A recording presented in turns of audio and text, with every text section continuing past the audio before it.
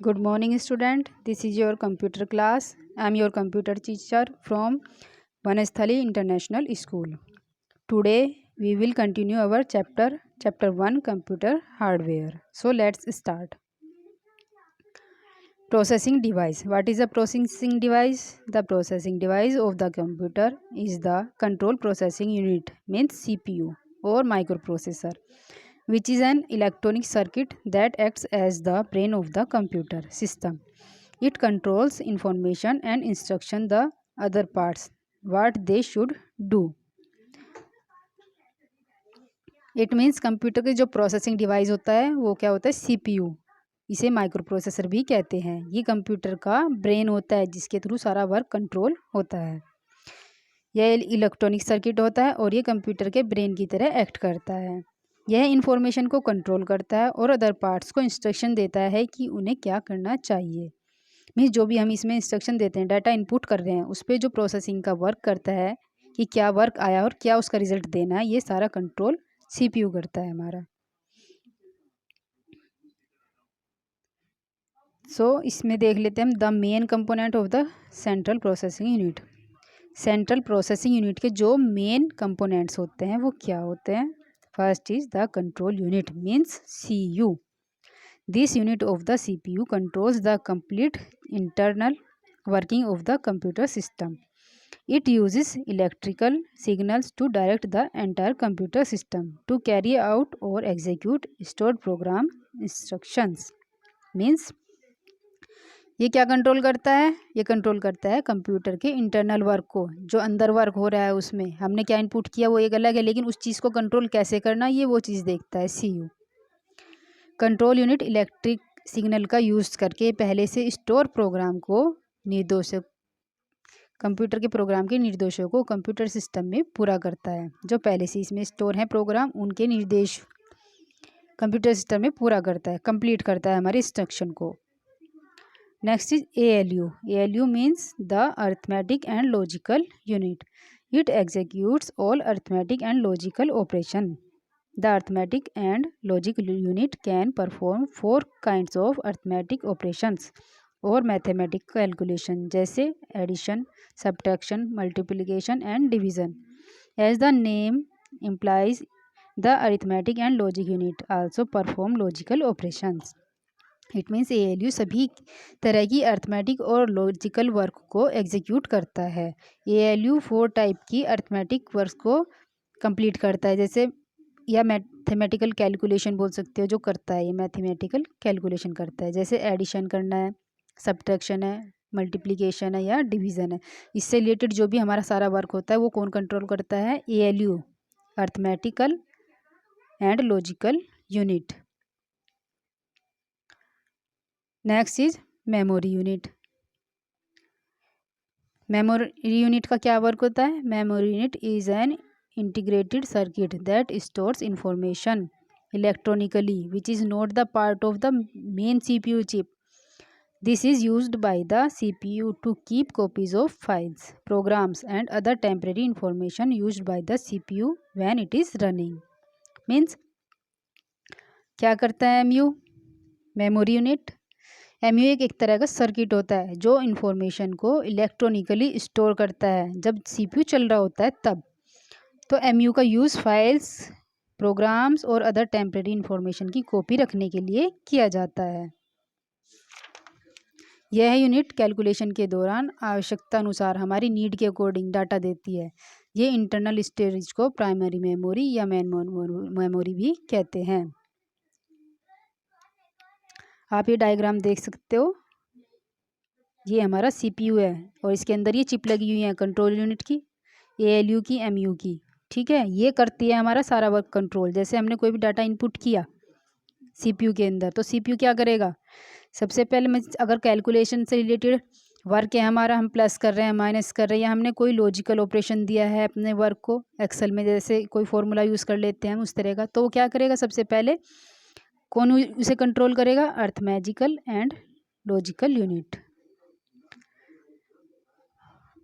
ठीक है, तो ये सारी कैलकुलेशन को जो करता है कंट्रोल वो अर्थमेटिक लॉजिकल यूनिट करता है। मेमोरी यूनिट का क्या वर्क होता है कि आप अपने डाटा को किस तरह का वर्क कर रहे हो, मतलब फाइल को सेव कर रहे हो, उसे कहाँ पे सेव करनी है। आपने फाइल इंटरनेट से कोई डाउनलोड की सपोज, तो वो कहाँ भेजनी है, हमारे हिसाब से तो वो जाती है सीधी सेकेंडरी डिवाइस में, इट मीन्स हार्ड डिस्क में सेव हो जाती है, ठीक है। या हमने पेन ड्राइव लगाई हुई है, इसमें कोई फाइल सेव करनी है, वो कहाँ सेव करनी है। ये चीज़ का काम जो होता है, मेमोरी को कंट्रोल करने का जो वर्क होता है वो मेमोरी यूनिट का होता है। फिर इन सब को जो ऑपरेट करता है वो कौन सा होता है, कंट्रोल यूनिट। कंट्रोल यूनिट बताता है हमारे वर्क को कहाँ जाना है। कंट्रोल यूनिट यानी कि ALU के पास जाना है या इनपुट के पास जाना है, तब उसका हमें आउटपुट मिलता है। जो हमारा आउटपुट हमें सेंड करता है वो होता है control unit. That is clear. Next आता है points storage device. Storage device क्या होता है, alternatively referred to as digital storage media or storage medium. A storage device is any hardware capable of holding information on a computer. The storage devices may hold or save the information temporarily or permanently. It means सभी PC में internal magnetic hard disk होती है जिसमें operating system, storage अलग तरह का point वो होता है। देखो वैकल्पिक रूप से इसे डिजिटल स्टोरेज या फिर स्टोरेज मीडिया या स्टोरेज मीडियम के नाम से भी जाना जाता है। ये डिवाइसेस कंप्यूटर पर इंफॉर्मेशन होल्ड करके रखने में कैपेबल होते हैं, मीन्स हमारे डेटा को सेव रखने में कैपेबल होते हैं। ये स्टोरेज डिवाइस इंफॉर्मेशन को टेम्परेरी या परमानेंटली सेव करके रख सकते हैं, हम जैसे चाहें वैसे। तो इसमें जो फर्स्ट ऑप्शन आता है वो आता है हमारा हार्ड डिस्क का। The personal computer has an internal magnetic hard disk on which it stores the operating system, programs and information. It is usually located on the one side of the computer case near the bottom in the device base as shown in the image here. जैसे आप ये देख सकते हो कहाँ पे store होती है, ये कहाँ पे लगी होती है कंप्यूटर में, ये CPU में लगी होती है। सभी PC में इंटरनल मैग्नेटिक हार्ड डिस्क होती है जिसमें operating system, program and information save रहती है। हमारी जितना भी हम डाटा सेव करते हैं वो हार्ड डिस्क में जाता है सीधा सेव करने के बाद, या हमारे ऑपरेटिंग सिस्टम है या हमारी कोई एप्लीकेशन है कंप्यूटर की, कोई भी प्रोग्राम है, वो सब कहाँ सेव होता है हमारा हार्ड डिस्क में। यह कंप्यूटर केस में नीचे की साइड में, यानी कि कंप्यूटर केस किसे कहते हैं हम, CPU बॉक्स जो होता है हमारा CPU, उसमें नीचे की साइड लोकेट होती है, यहाँ पे मिड में थोड़ा। हार्ड डिस्क डाटा का लार्ज अमाउंट होल्ड करके रख सकती है, बहुत बड़ा डाटा तक हमारा ये सेव करके रख सकती है, डिपेंड करता है इसकी कैपेसिटी पे। हार्ड डिस्क पर स्टोर डाटा परमानेंट रहता है जब तक कि हार्ड डिस्क डैमेज नहीं होती या आप उसे खुद से रिमूव नहीं कर देते हो, तब तक वो वर्क हमारा हार्ड डिस्क में परमानेंट रहता है।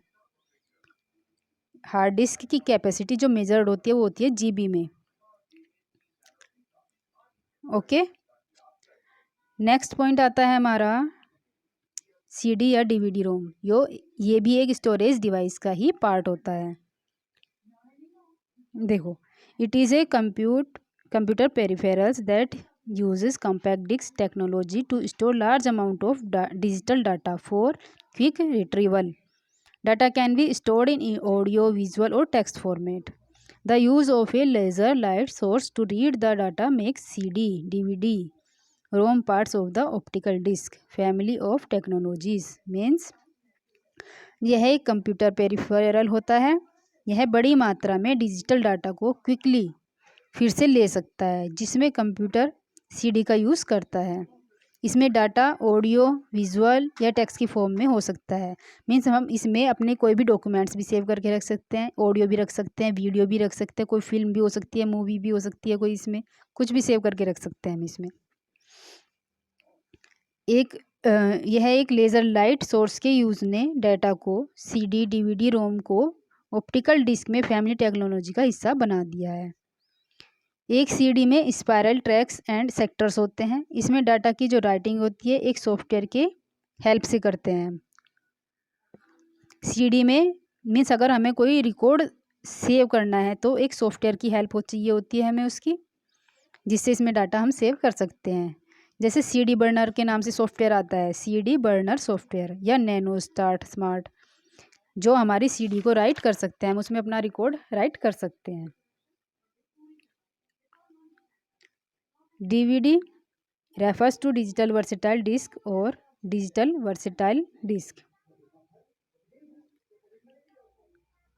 DVD. It is also an optical disk. It is multi-layer high density disk. It is promoted by 9 major electronics companies. Toshiba, देखो ये भी एक ऑप्टिकल डिस्क होती है, ये एक मल्टी लेयर हाई डेंसिटी की डिस्क होती है। मीन्स DVD से कहीं ज़्यादा वर्क इसमें आप सेव कर सकते हो। ये 9 कंपनीज़ हैं जिन्होंने इसे प्रमोट किया है। कौन कौन सी हैं? Toshiba, Matsushita, Sony, Philips, Time Warner, Pioneer, JVC, Hitachi and Mitsubishi. Single layer disc की स्टोरेज कैपेसिटी क्या होती है? 4.7 GB। जो हमारी सिंगल लेयर की होती हैं, डबल लेयर में भी आती हैं, उनकी कैपेसिटी और ज़्यादा हाई हो जाती है, और जो सिंगल लेयर की आती है उनकी होती है 4.7 GB। वहीं ड्यूअल लेयर्ड की यानी कि डबल लेयर्ड की जो हमारी DVDs होती हैं, उनकी जो कैपेसिटी होती है वो होती है 15.9 GB तक होती है।